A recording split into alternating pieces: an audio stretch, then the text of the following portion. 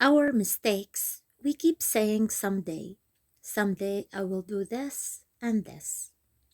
The author thinks 80% of the population do that, and they put excuses. He stated his own life experience. He didn't graduate high school first. He used to work for a few years. Then he asked himself why some people are more successful than others.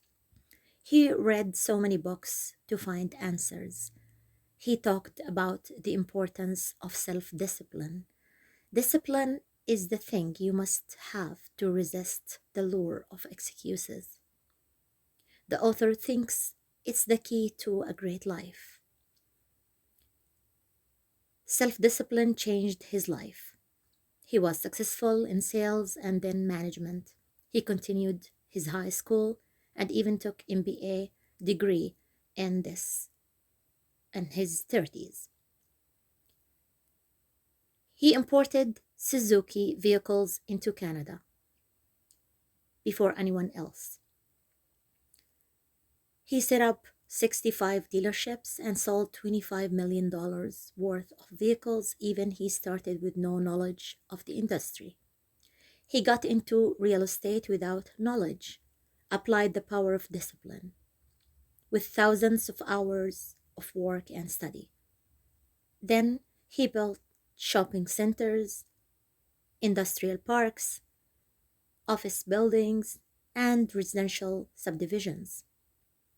He did training, consulting. He consulted thousands of companies. He did seminars and talks, recording and distribution. He did audio and book program, sold 100 million worth in 36 languages in 54 countries. He believed you can reach any goal you want if you have discipline to pay the price and to do what you need to do and never give up.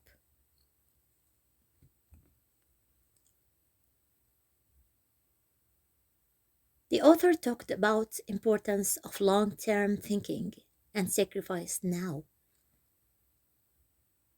Unsuccessful people cares a lot about immediate gratification. This rule analogy is like dinner before dessert. Whatever you do repeatedly becomes a habit, and a habit once formed is hard to break, as Napoleon Hill says. Discipline is the master key to riches. Most wealthy people starts with nothing. First generation multi-billionaires, examples Bill Gates, Warren Buffett, Larry Ellison, and more. And they work harder than others. The author worked in laboring jobs at first. Someone told him that 20% of top sales people earned 80% of the money. He decided to be at the top 20%. He called it the law of sowing and reaping, or the cause and effect. So do what other successful people are doing in the same field and be consistent. Motivational speaker Zig Ziglar once said, "The elevator to success is out of order, but the stairs are always open." The author told the story of a dentist. He was the dentist of the dentists. He used to attend every seminar and conference. One day he attended a conference in Tokyo where he learned a new technique. When he was back, he excelled in this and he was able to retire and enjoy his life at the age of 55. The author recommended choosing one discipline in every aspect of your life and write it down, and overall one discipline as well. He talked about how successful rich people teach their kids what to do. They give them chores, allowance, and how to do it. Charity, investment, etc. He talked about the law of concentration. Whatever you focus on or dwell upon grows. Then he told the great Indian story.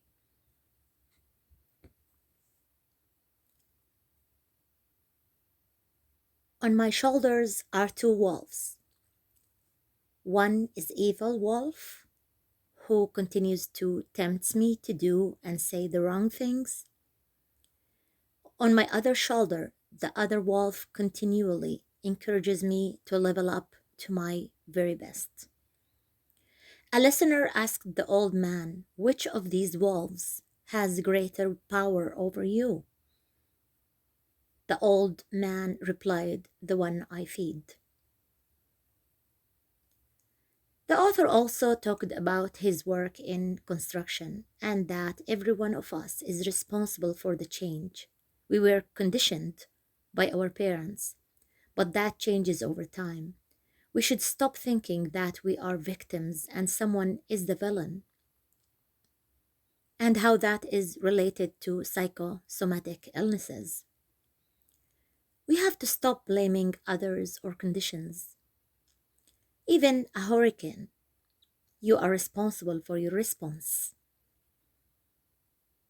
The 3% rule.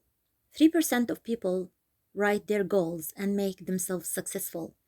It helps you be more focused. And he talked about the New Year resolutions and experiment after 1 year. They did an experiment. Those who didn't write it down achieved 4% success compared to 44 success of those who wrote it down. So make the goal detailed and make steps, skills, people, etc. Take first step and continue the steps. Do something every day in the direction of your goal. Write 10 goals minimum to achieve after 12 months in all aspects of your life. Then choose one most important goal for you and make it your focal point. Invest 3% of your income to improve your skills. The author recommended reading 60 minutes in your field every day. By turning off your TV, listen to audiobooks, attend seminars in your field, take courses, average 2 hours a day to improve yourself in any field. The author thinks average time to become master in your field is 7 years of hard work. The time will pass by anyway. He recommends after reading 1 hour a day to write your goals daily. Treat people like they are valuable customers, including your family. Start your day by treating them well and tell them that you care and love them. Visualize yourself confident. Confront your fears and remember the destination, or sorry, remember the desensitization of fears. For example, public speaking. Start by little things and practice. It will improve with time. Even dealing with bullies, the best thing is to confront. If your boss, for example, is speaking to you in a rude way, you can say firmly, "I would appreciate it if you never talk to me like that, never again. It hurts my feeling and stopping me from doing my job the way you want. So no one can make you inferior without your consent. If you fall, stand up again and be resilient." The author mentioned how sometimes God give you a gift wrapped with problems. Don't focus on the problems, focus on the gift. Work more than what you paid for. Dress to impress. To be a leader, you have to practice self-control in stressful situations. Focus on customer satisfaction, continuous improvement. Work extra time at least first 2 years of your business. Usually spending is connected to feeling happy. The author thinks we should disconnect that wire and connect another wire, saving and investing with happiness. Open financial freedom account for long term. Only for financial freedom. Never touch it. Only to invest for higher return. When you do that, you activate two laws, the law of attraction and the law of accumulation. The law of accumulation says every great achievement is accumulation of small achievements. The law of attraction says you attract into your life those things that are in harmony with your dominant thoughts. Emotionally and by energy, you will attract more money to it.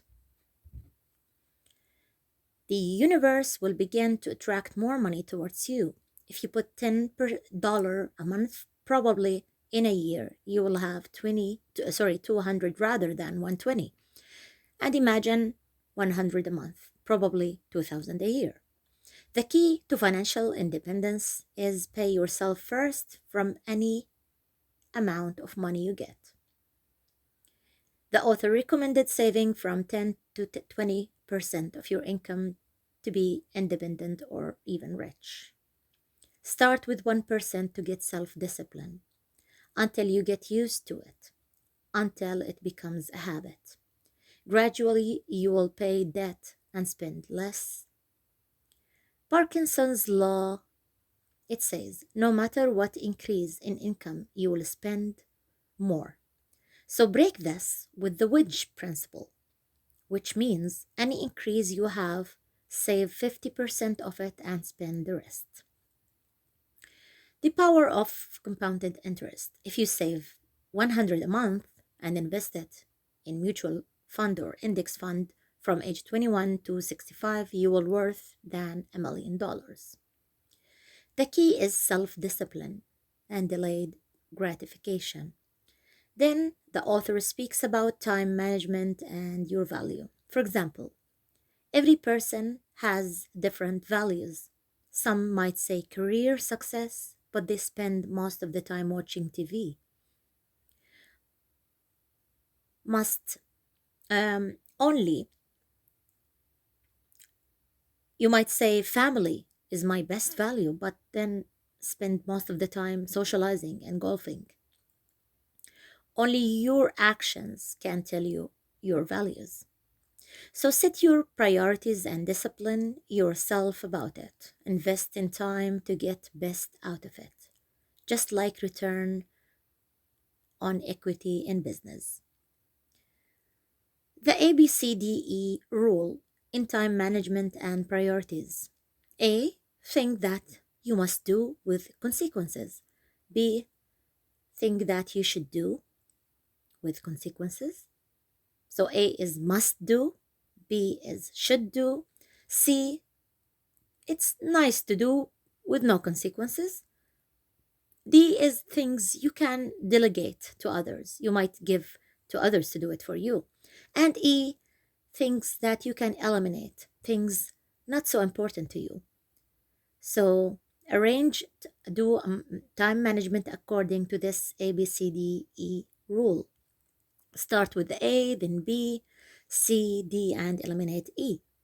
There is no time for everything, so there is time for the most important thing. Practice self discipline in dealing with life problems and crises by controlling your reaction. Just like after an accident, focus on helping the injured than analyzing what happened. Discipline is essential for happiness. We'll explain why. There are 5 ingredients to happiness: health and energy. This is number 1. It's deficiency need. Why sometimes we don't appreciate it until we lose it, just like the teeth, health. Until you have the pain, you appreciate it when you feel better. It needs discipline to keep good health. The second ingredient in happiness is happy relationship. 85% of happiness comes from your relationships with other people. Your ability to maintain high quality relationships is true measurement of your mental health. Don't take relationships for granted. Number 3 is me for work. Find the right job for you and then throw all your heart into it. Number 4, financial independence, because our biggest fear is poverty. So work toward financial freedom and independence throughout your life so that you reach not to worry about money.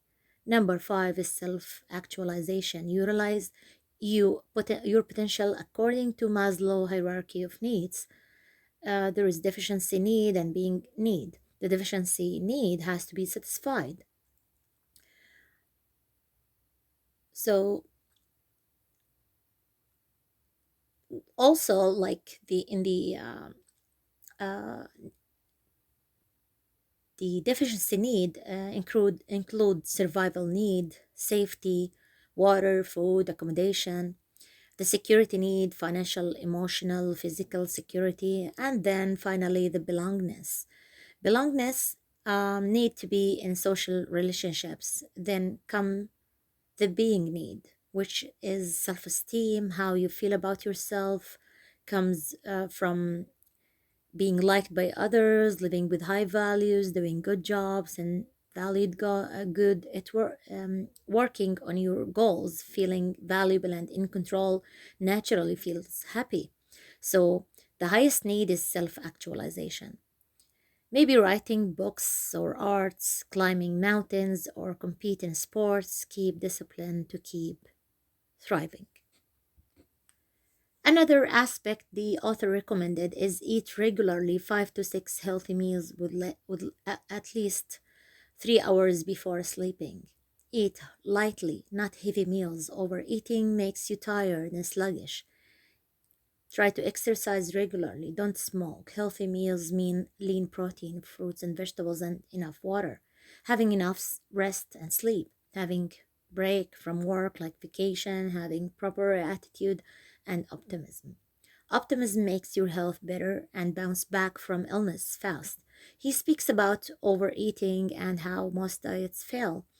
The author recommended putting picture from magazine with your face on it and work to change your habits for a year until you get used to it by changing quality and quantity of what you eat. And reward yourself with things other than food. He recommended eliminating the three whites sugar, salt, and white flour products. And exercise regularly. Starts gradually and work slowly until you build a habit.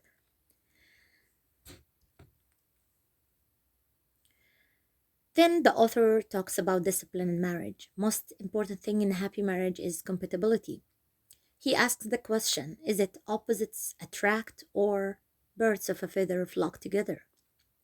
The author thinks opposite attracts only in one aspect, which is temperament. One is extrovert, the other is good listener.